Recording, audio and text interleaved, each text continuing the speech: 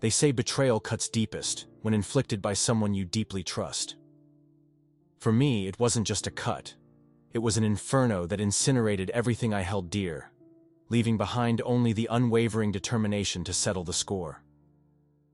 Clara and I first met 12 years ago, back when my nights were fueled solely by ambition. I was a fledgling architect, desperate for my inaugural breakthrough project. She was a vibrant, dynamic fitness instructor whose radiant smile illuminated every space she graced. We seemed a perfect match, or so I believed. A decade later, my world revolved around two core elements: forging a lasting legacy in my profession and cultivating a secure, loving home for Liam, our 8-year-old son. Clara appeared content. At least that's what I convinced myself of. However, fissures began to emerge in her facade about a year ago. She started staying out late, always offering the same justification. "I have a new client who can only train evenings." Initially, I dismissed it. Her career thrived on flexibility, and I had no grounds to question her. Then, subtle shifts occurred.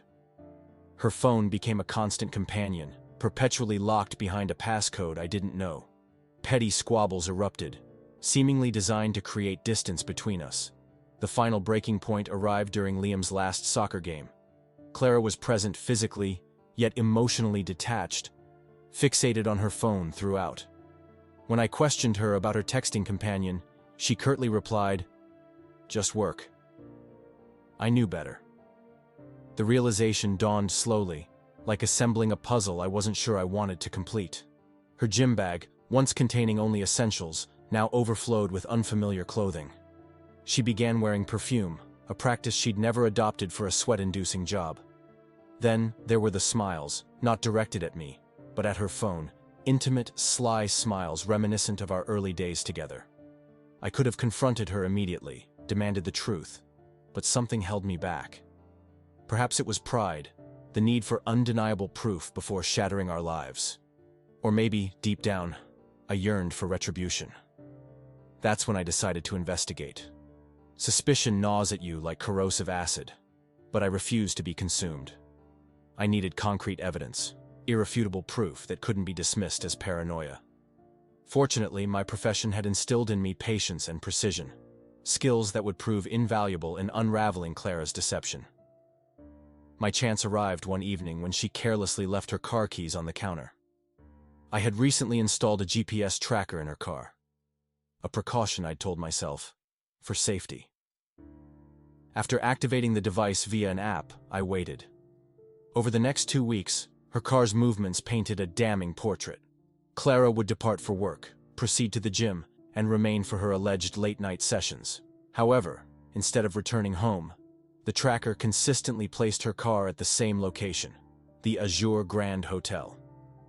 Initially, I entertained the possibility of an innocent explanation. Perhaps she had a client who worked late and preferred training in the hotel's gym. But the duration of her stays contradicted this notion. One night, Clara's carelessness provided a crucial breakthrough. Her smartwatch, synced to her phone, lay charging in the kitchen while she slept. A notification pinged, and I couldn't resist. The message was from someone named Brandon. "Brandon, you looked amazing tonight. Can't wait to see you tomorrow. Same time, same room." My pulse quickened, but the attached image, a shirtless selfie of Brandon grinning like a man who'd just gotten away with murder, sealed it. This wasn't just a client. The name was familiar. Brandon was a real estate tycoon notorious for his extravagant lifestyle and smooth-talking charisma. I'd encountered him briefly while picking Clara up from the gym. He exuded the air of a man who believed the world revolved around him. Now it appeared he believed my wife was also his for the taking. But impulsivity wasn't my style. Confronting Clara then wouldn't provide the closure I craved. I wanted the full story, and I wanted her to feel the full weight of her actions. I contacted a friend specializing in digital forensics and tasked him with extracting everything possible from Clara's smartwatch and phone backups. The texts were merely the tip of the iceberg. Photos, dates, and explicit messages painted a vivid picture of their clandestine affair. Most damning was a series of recurring bookings at the Azure Grand, invariably under Brandon's name. Still, I wasn't satisfied. If I was going to dismantle her world, I needed more. Surveillance footage from the hotel was the final piece of the puzzle. A mutual acquaintance, indebted to me, worked in security there. A discreet request granted me access to grainy yet undeniable video clips of Clara and Brandon entering a room together late at night, only to emerge hours later. Watching the first clip, something within me shifted. Anger, humiliation, and heartbreak coalesced into a cold, steely resolve. This wasn't just about her betrayal. It was about the life we'd built. The years of sacrifices I'd made, now trampled upon as if meaningless. Two people had betrayed me, not just one. Brandon had knowingly intruded into my life, lurking in the shadows while playing house with my wife. They both needed to learn the consequences of betraying someone with everything to lose and the means to make them regret it. Betrayal is a two-move game. The one that cuts you open, and the one where you decide how deep to cut back. I was past the first move, and ready for the second. This wouldn't be a heated, impulsive outburst. Clara and Brandon had meticulously orchestrated their betrayal, and I owed them a response just as methodical. I spent nights devising their downfall. By the time I finished, I had a plan so comprehensive that no aspect of their lives would remain untouched. Clara would lose everything she held dear, and Brandon would wish he'd never crossed paths with my wife. The first step was financial security. Mine, not hers. I began diverting our joint assets into a trust under Liam's name. Clara had never shown interest in our finances, leaving me to manage them solely. By the time she noticed, the accounts we shared would be depleted, leaving her with only the meager savings in her personal account. While securing my assets, I also leveraged my connections. A quiet inquiry revealed that Brandon's wife, Amanda, was an influencer whose career hinged on her image as a philanthropic role model. I wondered if Amanda was aware that her husband's extracurricular activities would make headlines in an instant. To set the stage for my revenge, I hired a private investigator. Uncovering dirt on Brandon wasn't difficult. He wasn't just unfaithful, he was careless about it. Photos, receipts, and incriminating messages formed a trail documenting his arrogance. But the most valuable discovery was Amanda herself. Unlike her husband, Amanda was genuine, driven by a passion for charitable work and adored by her followers. She was the type of person people rallied behind, someone who would transform Brandon's infidelity into a public crusade.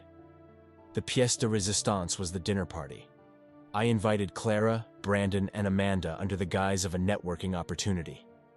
Clara hesitated initially but eventually agreed, viewing it as a chance to merge her two lives without raising suspicion. I meticulously prepared for the evening. A catered menu, fine wine, and warm ambient lighting set the stage for what Clara and Brandon anticipated as a night of indulgence. They were blissfully unaware that they were walking into an ambush.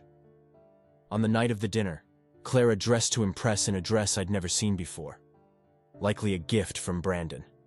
She buzzed with excitement, though she masked it poorly.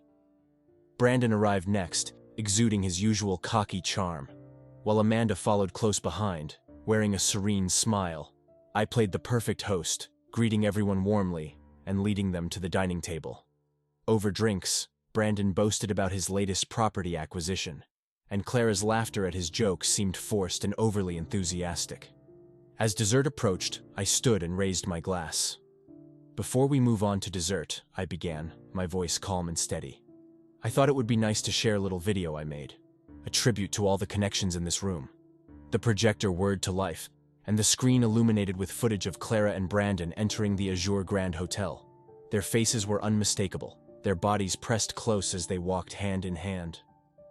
Gasps filled the room, Amanda's sharp inhale cutting through the silence. The subsequent clips were even more damning.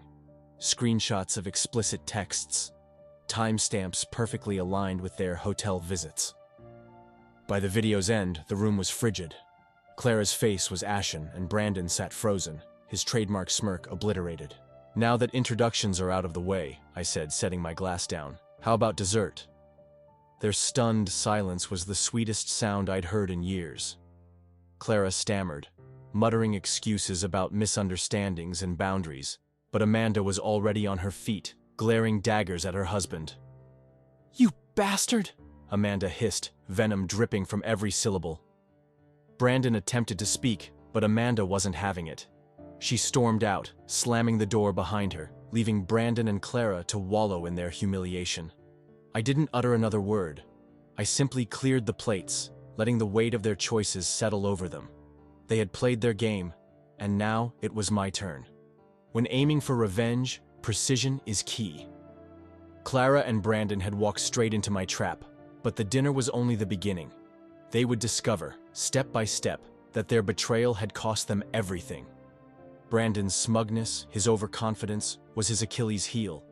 He believed his wealth and reputation made him untouchable, but he'd underestimated two things: how deeply his wife, Amanda, despised betrayal, and how much damage an architect with a plan could inflict. The day after the dinner, Amanda filed for divorce, armed with the evidence I'd provided. In one swift move, Brandon's life unraveled. Amanda's PR team transformed the divorce into a public spectacle, spinning a narrative of resilience and empowerment. News outlets seized the story, plastering headlines like "Real Estate Tycoon's Double Life Exposed" across every major platform. Sponsors and clients abandoned Brandon faster than I could have imagined. Within a week, his reputation lay in tatters. Amanda's divorce settlement stripped him of half his assets, including their sprawling mansion and several lucrative properties. Brandon, who once bragged about his perfect life, now saw it in ruins. Clara wasn't faring much better. By the time she realized what was happening, our joint accounts were empty, save for a modest sum left to prevent her from suspecting anything earlier. Her credit card declined. Calls to our bank revealed she no longer had access to any of the assets we'd once shared. She confronted me one morning, her face pale with fear. "What's going on, Ethan?" she demanded, her voice trembling. "Why are our accounts frozen?" I sipped my coffee calmly, letting her desperation wash over me. "They aren't our accounts anymore," I replied. "They're Liam's now. I've been setting up a trust for him. His future deserves to be secure, don't you think?" "You can't do this," she yelled, her voice breaking. "I need access to my money. Our money." I corrected, I said, standing to face her. "And I think you've had enough of it. You've been spending plenty on your little client, haven't you?" Her mouth opened, but no words came out. I left her standing there, her world crumbling beneath her feet. While Clara scrambled to piece her life together, I wasn't finished. I created a website, a private page containing all the evidence of her affair, the hotel footage, screenshots of her messages, even photos of her and Brandon at the gym. I didn't broadcast it publicly, but I ensured it landed in the inboxes of her most influential friends and colleagues. The fallout was swift. Gossip spread like wildfire, and Clara became the subject of whispers at every social gathering she once enjoyed. Clients began canceling their sessions. The gym owner, eager to avoid scandal, made it clear she was no longer welcome to train there. By the time I revoked the lease on her studio space, citing urgent renovations, she had nowhere to turn. Amanda contacted me a few weeks later, thanking me for exposing Brandon. We met for coffee, her idea, and shared stories of our respective betrayals. What struck me most was her resilience. She'd taken her pain and used it to fuel her brand, garnering even more support from her followers. "You handled this with an impressive level of calm," she said, a wry smile playing on her lips. "It wasn't about calm," I replied. "It was about precision. People like Brandon and Clara think they can get away with anything. They don't expect someone to outplay them." Amanda laughed, a genuine sound that contrasted sharply with the chaos we'd both endured. We parted as allies, not romantically linked, but bound by a shared experience. This connection, of course, drove Brandon and Clara insane. Brandon ended up selling his prized properties to cover legal fees and maintain the lavish lifestyle he could no longer afford. His name became synonymous with scandal in the real estate world, effectively blacklisting him from his own industry. Clara, meanwhile, was reduced to working part-time gigs to make ends meet. She moved in with a friend, couch surfing while attempting to salvage her reputation. She reached out to me once, asking if we could talk. I agreed, not because I desired reconciliation, but because I wanted to see the defeat in her eyes. "I made a mistake," she said, tears streaming down her face. "I was selfish. But Ethan, we have a son. Can't we figure this out?" I leaned back, studying her.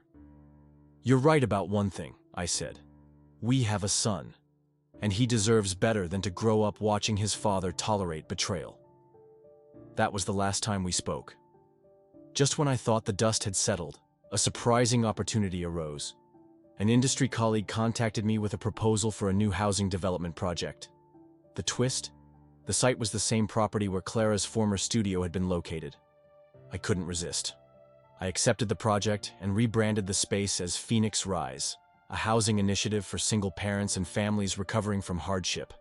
The irony was delicious, and I ensured the name was prominently featured in local media coverage. Clara saw the news, of course. I never heard her reaction directly, but word reached me through mutual friends that she'd broken down in tears upon realizing the space she once called her own had been transformed into something far greater. Brandon, meanwhile, was seen less and less in social circles. The man who once commanded attention wherever he went had become a pariah. His wealth and charm no longer shielded him from the consequences of his actions. Time doesn't heal all wounds, but it dulls the edges. Months after everything unraveled, I found myself reflecting on how betrayal can redefine a person. Not just the betrayer, but also the one betrayed. I hadn't just survived Clara's deceit. I had thrived in its wake. My career reached new heights, with Phoenix Rise becoming a landmark project that garnered both professional acclaim and personal satisfaction. Liam was adjusting well too. His routine remained unshaken, as I ensured his life remained as stable as possible. He was my anchor through it all, a reminder of what truly mattered. Clara's fall from grace was as swift as it was devastating. Without financial support or a solid reputation, she struggled to rebuild her life. She moved in with a friend, sharing a cramped apartment far removed from the comfort of our old home. Her attempts to restart her fitness career faltered. The whispers of her affair followed her everywhere, and clients were hesitant to associate with someone whose personal drama had become public knowledge. Once, I spotted her at the grocery store. She looked different, tired, worn down, a shadow of the vibrant woman I'd married. She saw me too, but neither of us acknowledged the other. There was nothing left to say. Brandon fared no better. Amanda's divorce settlement had gutted his finances, forcing him to sell off properties and luxury cars to stay afloat. His name became synonymous with scandal in the real estate world, and prospective clients avoided him like the plague.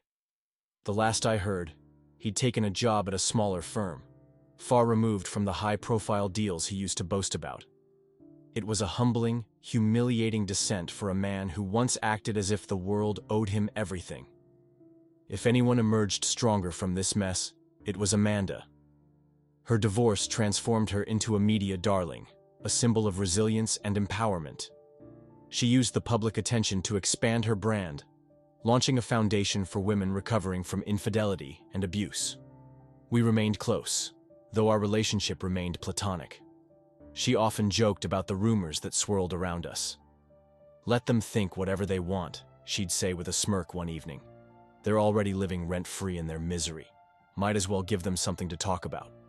As for me, I poured my energy into Liam and my work. I stayed focused on the future. But I wasn't naive. Betrayal leaves scars, and I carried mine with me. They didn't define me, but they served as reminders of lessons learned the hard way. Trust is fragile, loyalty is earned, and revenge, when wielded with precision, can be the most cathartic closure of all. The final piece of my revenge wasn't something I planned. It happened naturally, a poetic end to the story. One evening, Liam was working on a school project about family. He asked me, "What does Phoenix Rise mean, Dad?" I smiled, the name taking on a deeper meaning than I'd originally intended. "It means starting over, no matter how hard it is," I said, rising from the ashes. And that's exactly what I'd done.